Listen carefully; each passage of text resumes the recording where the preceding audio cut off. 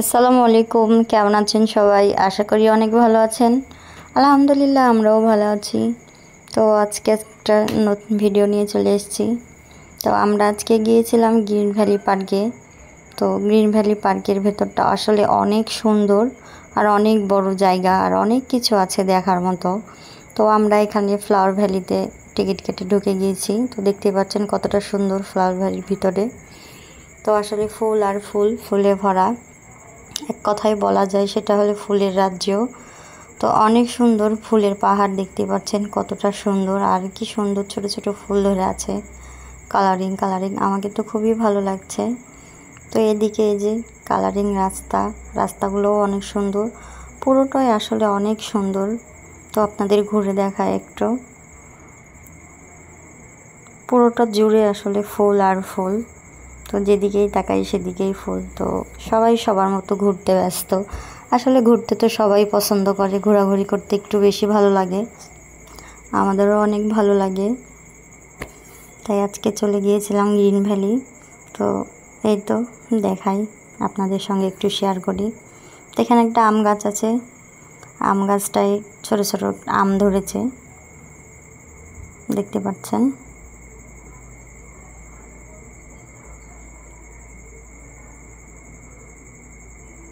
যে যার মতো ছবি তুলতে ব্যস্ত, ছবি তোলার পাড়াপাড়ি ঘোরাঘুরি সবার বাবা। তো এই যে কি সুন্দর ফুল দেখতে পাচ্ছেন, মনে হচ্ছে কাপ চা পড়ছে। তো এইখানে একটা গাছ আছে, সেটা হলো লাভ গাছ, দেখতে পাচ্ছেন কতটা সুন্দর। এখানে আমার এটা খুবই ভালো লেগেছে। আসলে পুরো জায়গাটাই অনেক সুন্দর, আমাকে খুবই ভালো লেগেছে। তো আশা করি আপনাদেরকেও ভালো লাগবে, চাইলে আপনারা এখানে এসে ঘুরে যেতে পারেন। তো দেখতেই পাচ্ছেন কতটা সুন্দর, পুরোটা মিলে অনেক সুন্দর। তো এদিকে তো সিঁড়ি পাহাড়ে উঠে যাওয়ার, তো আমরা এখানে উঠে চলে যাব।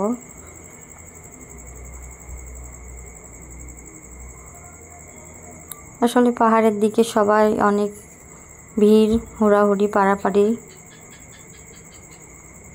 তো আমরা ওই দিকে আর যাচ্ছি না।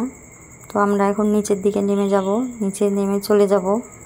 আমরা এখন বের হয়ে যাব এখান থেকে। তো আমাদের প্রায় ট্রেনের সময় হয়ে গেছে, আমরা এখান থেকে এখন বের হয়ে যাব। তো এখানে একটা ইন্টারেস্টিং ব্যাপার, সেটা হলো আমরা কুমিরের পেটের ভিতর দিয়ে ঢুকেছি আর লেজ দিয়ে বের হব।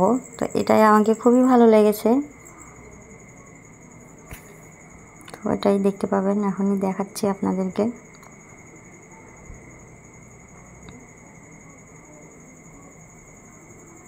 এই তো কি সুন্দর। তো আমার ভিডিওটা যদি ভালো লেগে থাকে তো অবশ্যই সাবস্ক্রাইব করবেন, আর লাইক কমেন্ট শেয়ার করবেন। আর আমার কথার মাঝে যদি কোনো ভুল ত্রুটি হয়ে থাকে তো অবশ্যই ক্ষমা চোখে দেখবেন। আল্লাহ হাফেজ।